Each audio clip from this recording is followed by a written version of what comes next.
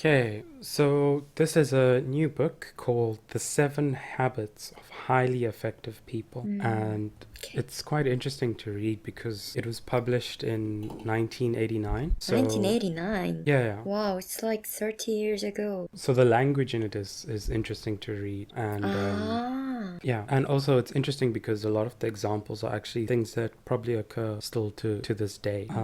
This is the Ellie And Lee Show. Show.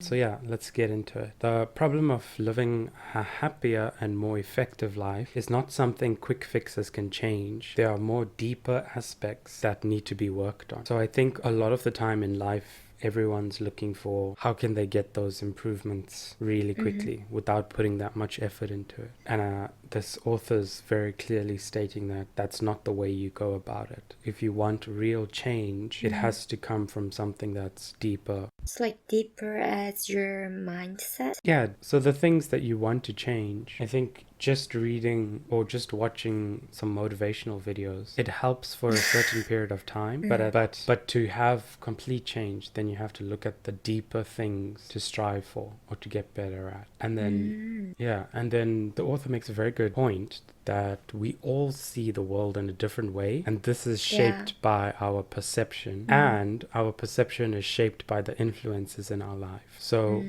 he also says that there is objective reality, but people see reality based on their perception. I don't think there is objective reality. Why don't you? Because objective reality means there is one way of interpreting the reality. But science shows that there's objective reality because you can test it regardless of the person who tests it, and you can get the same result. But like in daily life, what we experience, it's like Yeah, we I'm not cannot talking say. about that. That's your perception. That's people's perceptions. But there's things that you can test for that are true, like gravity or things like that.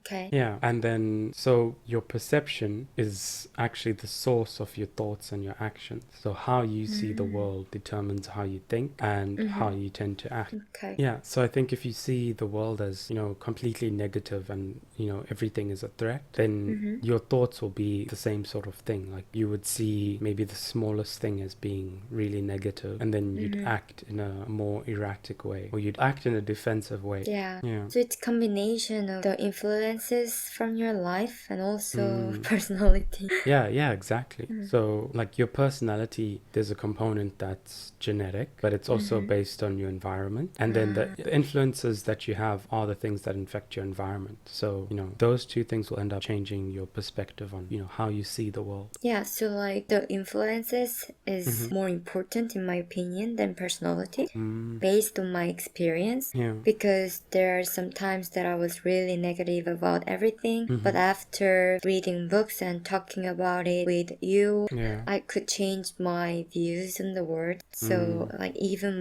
I was born with this neuroticism, I could change how I see the world. So I think influence is important. Yeah, I think so too. So, the author said that in recent times, most books work more on giving readers advice about a concept called personality ethics, which deals with the techniques and the attitudes that you can have. But these are, in his opinion, surface level fixes. And then the point that he focuses more on is character ethic, which is much deeper and takes longer to develop. And character ethic looks at fundamental features like integrity, humility, courage, justice, patience, and so on. So those concepts are a lot more broader and a lot more deeper in some respect. And so he makes it clear that when it comes to these sort of concepts, there's no shortcuts to real improvement. Like you're not going to just hear some pieces of advice and then that's going to fix all your problems. You have to develop things at a deeper level. You can't just work on the surface level. So I wonder if this book is gonna tell us how we can work on it. Yeah, I'm sure it will. And then, so he also goes on to say that when you work on the fundamental issues, you create a framework to deal with the situation. But then the flip side is that most pieces of advice, so that's the personality ethics, those are only situational and can't go much further than that. So if someone gives you advice about how to deal deal with a person, you know, that helps you in dealing with that person, or maybe just a few people, but it's not universal. One piece of advice doesn't necessarily change the way you deal with people in general, or change how you are towards people. Yeah. I wonder if that can change, like, because one piece of advice is usually useless to me. Yeah, that's the thing. I think in advice, when you get that kind of advice, and it depends on who you get it from and also the timing that you get it, I think those small pieces of advice, they maybe might not work in the long run, but they can trigger something to change your perception. Okay. Yeah, but then again, just the trigger isn't good enough. You need to actually look deeper and figure out what it is that you need to improve, or how you need to change your perception such that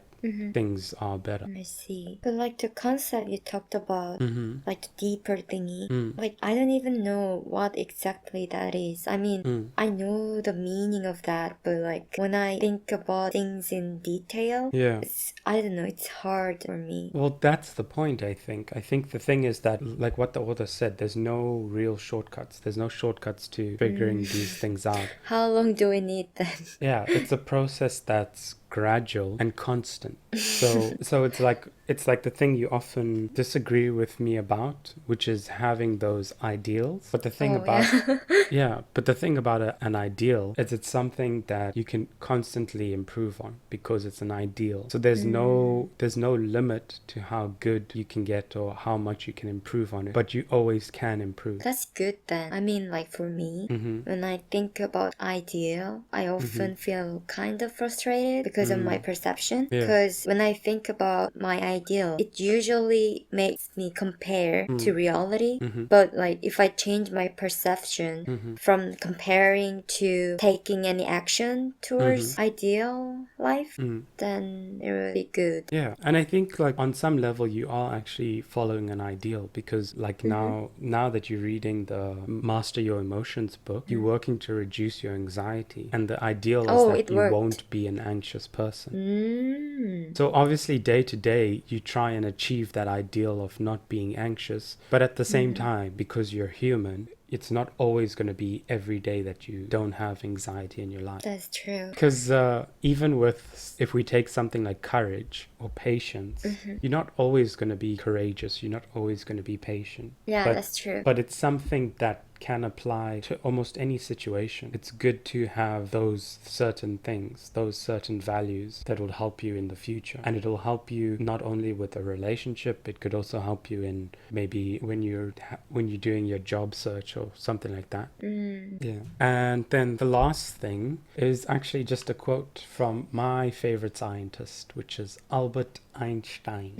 And he said, "The significant problems we face cannot be solved at the same level of thinking we were at when we created them." Yeah, true. Because if you are in that level, you couldn't see anything to solve the problem. That's why you initially create that problem. If you're enough to solve that problem, then it wasn't a problem in the beginning. Yeah, that's true. And I think like often when we create those problems, it's from a situation of maybe frustration where we're not clearly thinking, and you have to take the time to think clearly about the problem and really think about why it was that maybe you reacted in that way or you got affected by it. And then it's really good to talk about when you have a problem is that like you will be in the same level for a while, right? Yeah, you have to bring your emotions back down. So like just talking about your problem to others, maybe they have dealt with it or they know how to solve the problem. So like even if it's not really working well as a result, but still it's worth it to talk about it to people. Yeah, but I think here in the book what they're also trying to say is that don't only listen to, you know,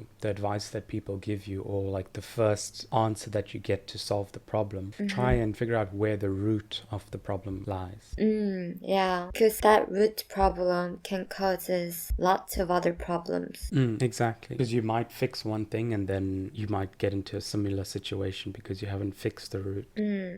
Okay, so the question to you is, what is your most important value? So we were talking about humility and integrity and courage. We want to know what you think is the most important value and why. So let us know down in the comments. We'd really like to hear. Thank you. Please consider liking and subscribing. It really helps us out. Thanks for watching. See you.